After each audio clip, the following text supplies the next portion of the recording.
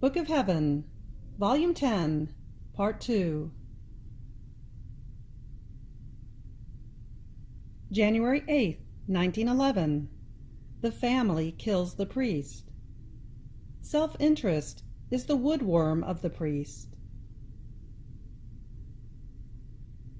I shall now write things of the past in order to obey, and I shall explain myself about these reunions of priests that blessed Jesus wants.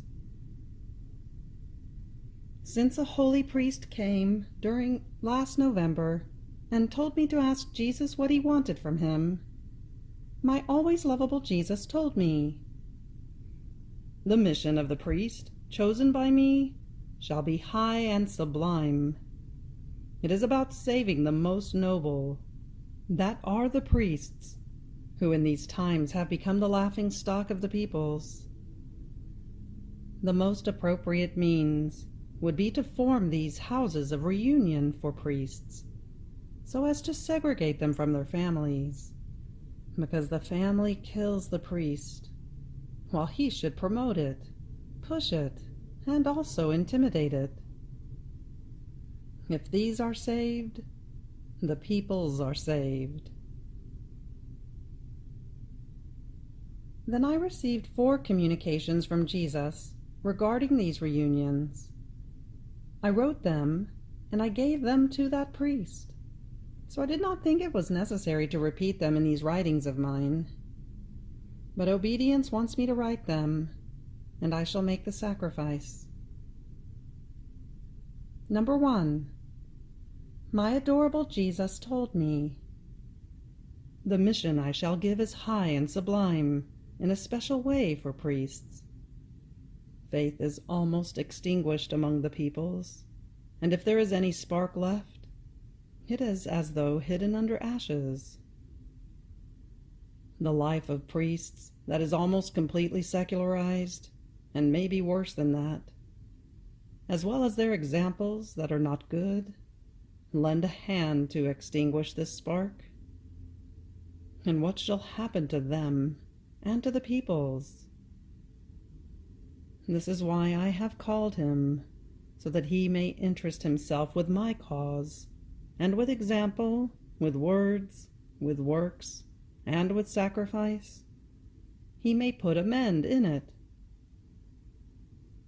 The most suitable, appropriate, and effective mending would be to form houses of reunion for diocesan priests within their towns, segregating them from their families, because the family kills the priest and causes the darkness of interest, the darkness of appreciation of mundane things, and the darkness of corruption, to be cast into the midst of the peoples. In some, it takes away all the prestige, the splendor of the priestly dignity, and it makes him become the laughing stock of the people. I shall give him intrepidity, courage, and grace, if he gets down to work." In addition to this, it seemed that blessed Jesus adorned his heart, now with love, and now with sorrow, letting him share in his pains. Number 2. My highest and only good continues to speak to me about the great good that would come to the Church by forming these houses of reunion. The good shall become more good. Those who are imperfect, lukewarm, relaxed, shall become good. Those who are really wicked shall go out. And this is how the body of the ministers of my church shall be riddled and purified. And by means of the purification of the chosen part, the most sacred, the people shall be reformed. In the meantime, I could see before my mind, as if inside a picture, Corrado and the priests who were to lead this work, though it would be directed by Father G. The priests seemed to be Father C. D, B, and D, C, F, followed by others, and it seemed that they were to put in a share of their possessions. And my adorable Jesus added, "It is necessary to weave this thing well, so that no one may escape, and to procure the necessary means, so as not to burden the people. And so the parish incomes should be tied only to those who shall participate in these reunions, and these shall maintain the choir, and all of the other offices pertaining to their ministry."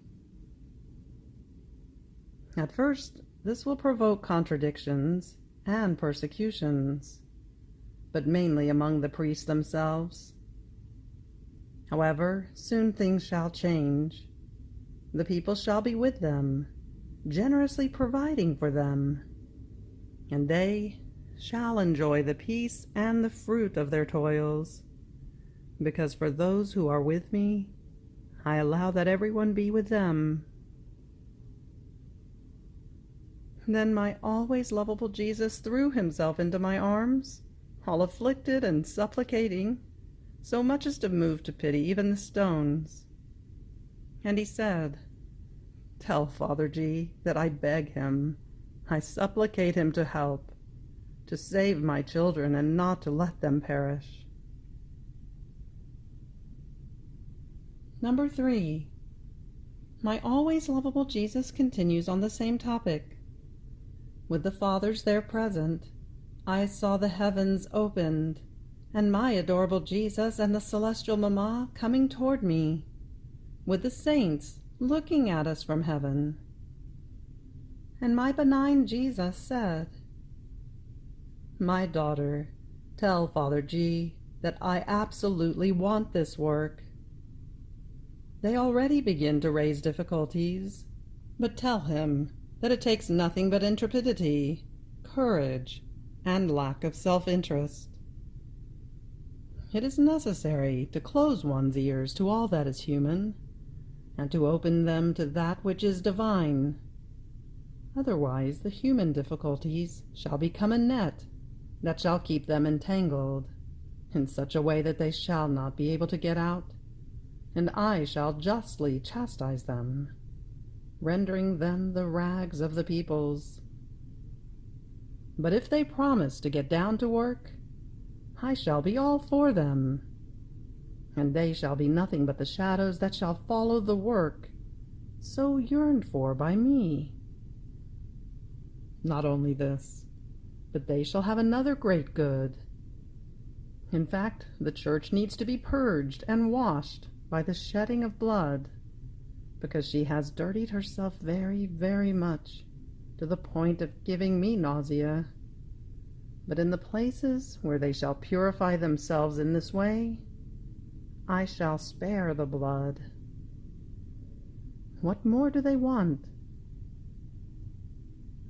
Then turning around as though looking at one of the priests, he added, "I choose you as the head of this work, because I have cast a seed of courage within you.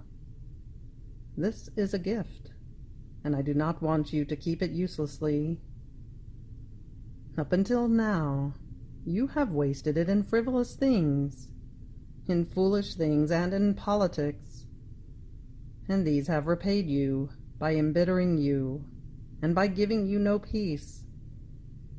Now, enough, enough. Give yourself to my work.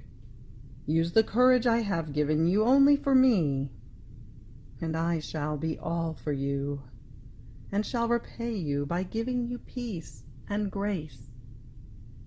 I shall make you acquire that esteem that you have been fishing for back there, and that you have not obtained. Or rather, I shall not give you human esteem, but divine."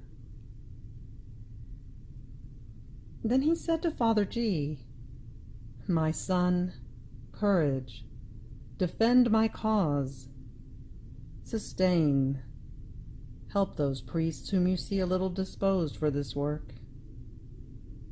Promise every good in my name to those who shall commit themselves, and threaten those who cause contradictions and obstacles. Tell the bishops and the leaders that if they want to save the flock, this is the only means. It is up to them to save the shepherds, and up to the shepherds to save the flock. And if the bishops do not place the shepherds in safety, how can the flock ever be saved? Number 4. Having heard about the difficulties of the priests in forming the houses of reunions, I was praying to good Jesus that if it was his will that it be done, he would dissolve the obstacles that were preventing such a great good. And my adorable Jesus in coming told me, "My daughter, all the obstacles come from the fact that each one looks at this thing according to his own conditions and dispositions, and naturally they encounter 1,000 laces and stumbling blocks that prevent their steps. But if they looked at this work according to my honor and glory, and only for the good of their souls and of the souls of others, all laces would be broken, and the obstacles would vanish. Yet, if they commit themselves, I shall be with them, and I shall protect them so much that if any priest shall try to oppose and hinder my work, I am even disposed to take his life away." Then, all afflicted, my always lovable Jesus added, "Ah, my daughter, do you know what the most insurmountable stumbling block and the strongest lace is? It is mere self-interest. Self-interest is the woodworm of the priest, that renders him like rotten wood, that is fit only for burning in hell. Interest makes the priest the laughing stock of the devil, the mockery of the people, and the idol of their families. Therefore the devil shall put many obstacles to hinder their work, because he sees that the net in which he has kept them chained and enslaved to his dominion is being broken. So tell Father G to infuse courage in those whom he sees disposed, and not to leave them until he sees that the work has started. Otherwise, they shall just keep planning, but shall not conclude anything. Let him tell the bishops not to accept new ordinations, if they are not disposed to live segregated from their families. Tell him also that many shall deride him, make fun of him, and discredit him. But he should not pay attention to this. Suffering because of me shall be all sweet for him." January 10th, 1911. When the priests do not occupy themselves only with God, they become withered, because they do not participate in the influence of grace. Continuing in my usual state, as I was praying my always lovable Jesus to dissolve the obstacles that prevented these reunions, and to manifest to us the way that best pleased him, blessed Jesus came for a little while and told me, "My daughter, the point that I most care about, and that I cherish the most, is to detach the priest perfectly from his family. Let them give everything they have to their families, keeping for themselves only that which is personal. And since they are to be maintained by the Church, justice demands that things must end up there where they come from. That is, everything that they may have must serve to maintain themselves and to expand the works for my glory and for the good of the people. Otherwise, I shall not render the peoples generous toward them. Not only this, but they themselves shall separate from their families with their bodies, but not with their hearts. And therefore 1,000 avidities, who can make more profit, and huffiness among them if one is assigned a more lucrative position than someone else, so as to be able to give to their families. They themselves shall see in practice how many evils shall come if they touch this most essential point, how many disunions, jealousies, rancors, and the like. I am content with having fewer of them, rather than having this work, so much wanted by me, ruined.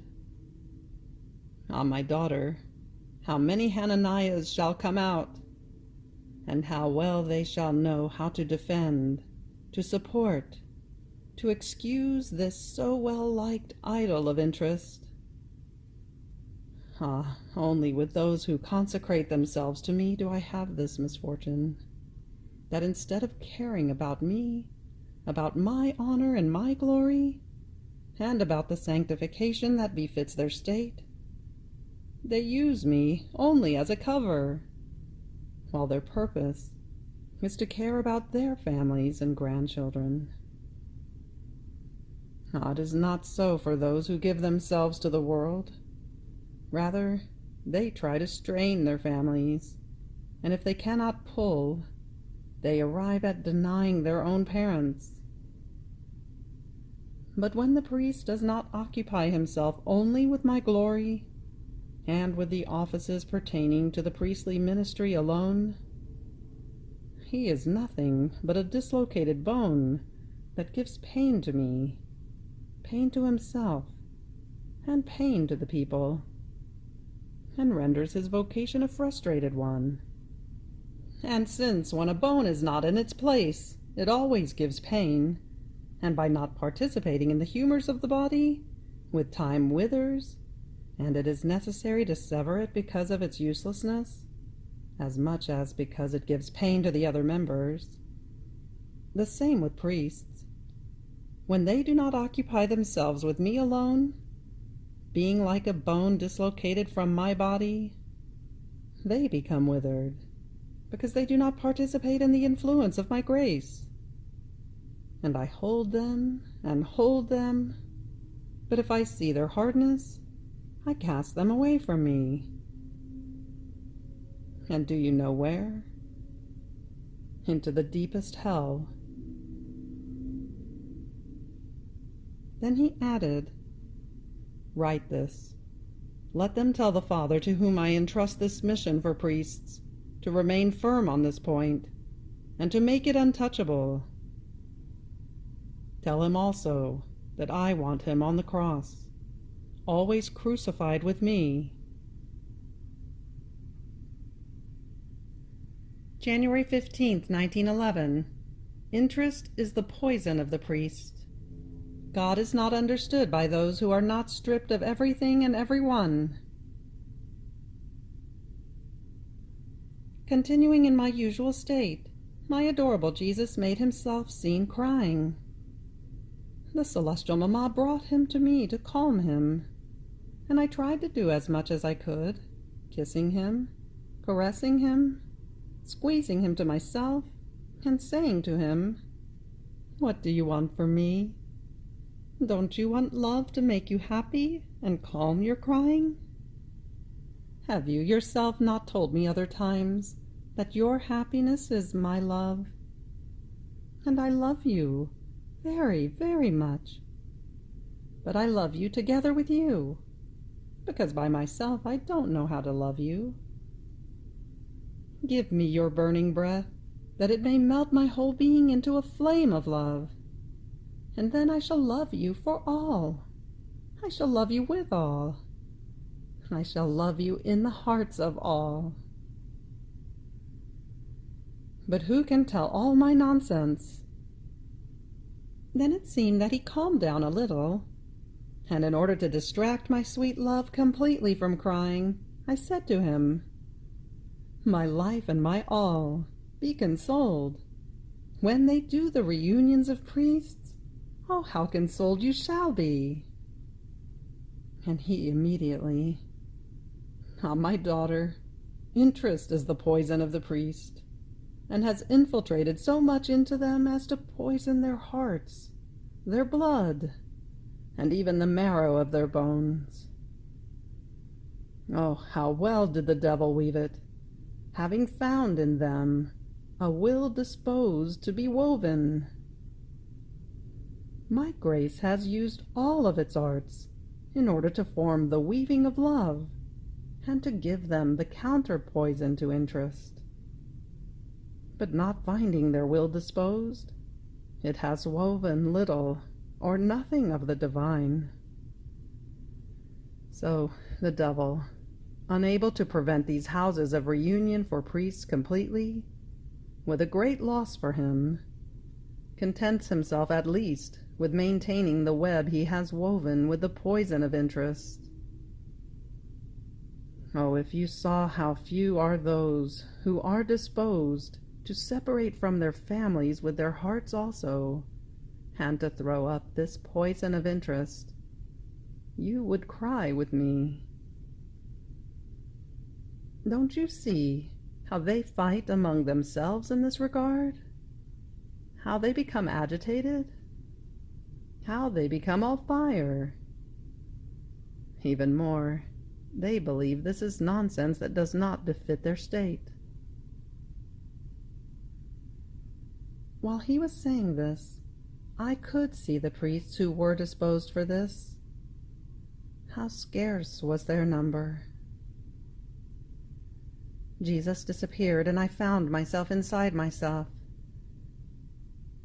Now, feeling repugnance to write these things about priests, but having made the sacrifice of doing it, because obedience wants it so, my beloved Jesus came afterwards, and gave me a kiss to reward me for the sacrifice I made. And he added, "My beloved daughter, you have not said everything about the inconveniences that could arise if the priest remains entangled in the bond of the family, the many mistaken vocations, because of which the Church cries bitterly in these times. One would certainly not see so many modernists, so many priests empty of true piety, so many of them given to pleasures, so many to intemperance, many others who look at souls being lost as if it were nothing, without the slightest bitterness, and all the other absurdities they do. These are signs of mistaken vocations. And if the families see that there is nothing more to hope for from priests, none of them shall ever again feel like pushing their sons to become priests, nor shall the sons ever think of enriching and lifting their families through their ministry. And I, my sweet Jesus, instead of telling these things to me, go to the leaders, to the bishops, and they who have authority can manage to content you on this point. But I, poor one, what can I do? Nothing but compassionate you, love you, and repair you." And Jesus, "My daughter, to the leaders, to the bishops? The poison of interest has invaded everyone. And since almost all of them are taken by this pestilential fever, they lack the courage to correct and to check those who depend on them. And then I am not understood by those who are not stripped of everything and of everyone. My voice resounds very badly to their hearing. Even more, it seems an absurdity to them, something that is not appropriate for the human condition. If I speak with you, we understand each other well enough, and if nothing else, I find a vent for my sorrow, and you shall love me more, because you know that I am embittered." January 17th, 1911. The civilian leaders listened to Jesus more than the ecclesiastical leaders. The houses of reunion for priests shall be called houses of the resurrection of the faith. Continuing in my usual state, my always lovable Jesus came, but so afflicted and so burning with love that he was restless and asked for refreshment. And throwing his arms around my neck, he told me, "My daughter, give me love. This is the sole and only refreshment to calm my restlessness of love." Then he added, "Daughter, what you wrote about the reunions of priests is nothing but a process that I am making with them. If they listen to me, fine. But if they don't, since the leaders of the ecclesiastics shall not listen to me because they too are bound by the laces of interest and are slaves of human miseries, almost lapping them up, instead of dominating over those miseries of interest, of high positions and the like, the miseries dominate them. Therefore, since they are deafened by what is human, I shall be neither understood nor listened to. I shall turn to the civilian leaders, who shall listen to me more easily. Because of their desire to see the priest humiliated, and also because maybe these are a little more stripped than the ecclesiastics themselves, my voice shall be more listened to, and what they do not want to do out of love, I shall make them do by necessity and by force, and I shall make the government take away what is left to them. And I, my highest and only good, what shall be the name to be given to these houses, and what the rules?" And he, "The name shall be the houses of the resurrection of the faith. As for the rules, they can use the same rules as the oratory of St. Philip Neri." Then he added, "Tell Father B that you shall be the organ, and he the sound for this work. If he shall be mocked and disliked by those who have their interests, the good and the few true good shall comprehend the necessity and the truth that he announces, and shall make it a duty of conscience to get down to work. Besides, if he is mocked, he shall have the honor of becoming more similar to me." January 19th, 1911. The word of Jesus is eternal. Jesus wants the priest to be untouchable by the bond of the families. The spirit of the priests of these times, spirit of revenge, of hatred, of interest, of blood. In hearing of the difficulties raised by the priests, especially about breaking the bond with their families completely, and that it was impossible to carry this out in the way said by Blessed Jesus, and that if this were true, he should speak to the Pope, for he who has authority could command everyone and sort this work out, I was repeating all this to Blessed Jesus, and I was lamenting to him, saying, "My highest love, was I not right in telling you to go to the leaders to say these things? For if you say them to me, little ignorant one, what can I do?" And my always lovable Jesus told me, "My daughter, write. Do not fear. I am with you. My word is eternal, and what cannot do good here can do good elsewhere. What cannot be carried out in these times shall be carried out in other times. But this is how I want the priest, untouchable by the bond of the families. Ah, you do not know what the spirit of the priests of these times is. It is in nothing dissimilar from that of the secular, a spirit of revenge, of hatred, of interest, of blood. Now, having to live together, if one earns more than the other, and does not leave it for the good of all, one shall feel overtaken, one defrauded, another humiliated, believing that he too would be good at making that earning, and therefore brawls, rancors, displeasures. They would even come to blows. Your Jesus told you, and that's enough. This point is necessary. It is the pillar. It is the foundation. It is the life. It is the nourishment of this work. If it could work without it, I would not have insisted so much. Then, my daughter, take a look at how rough and ignorant of divine things they are. I do not have their way of thinking, such that they go lapping up and crawling for dignities. In communicating myself to souls, I do not look at dignities, whether they are bishops or popes, but I look at whether they are stripped of everything and of everyone. I look at whether everything in them is love for me.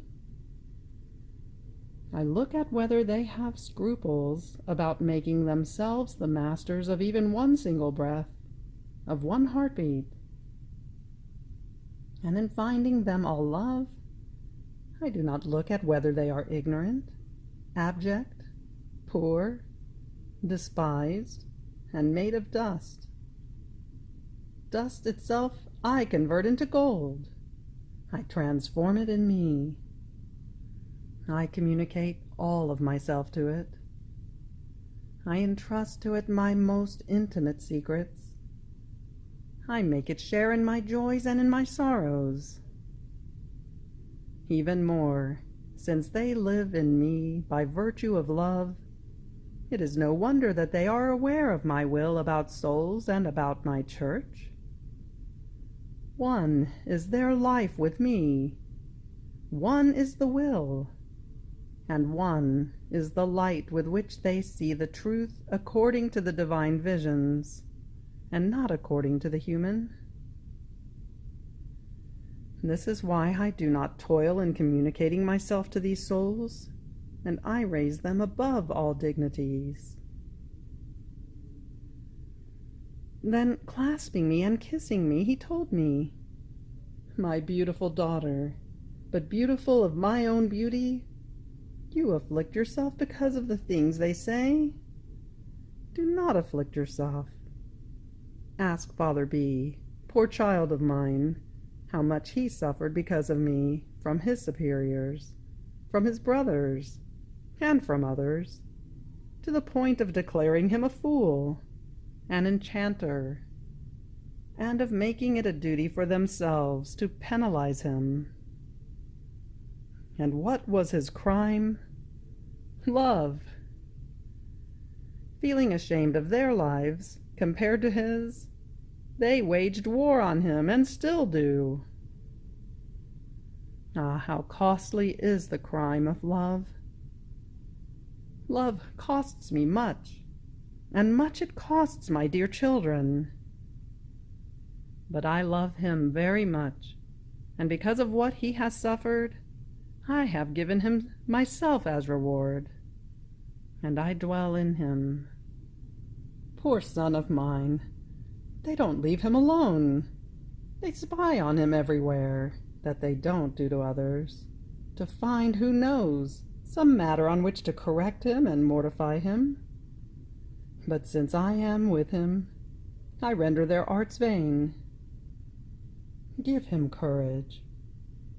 But oh, how terrible shall be the judgment I shall make on those who dare to mistreat my dear children.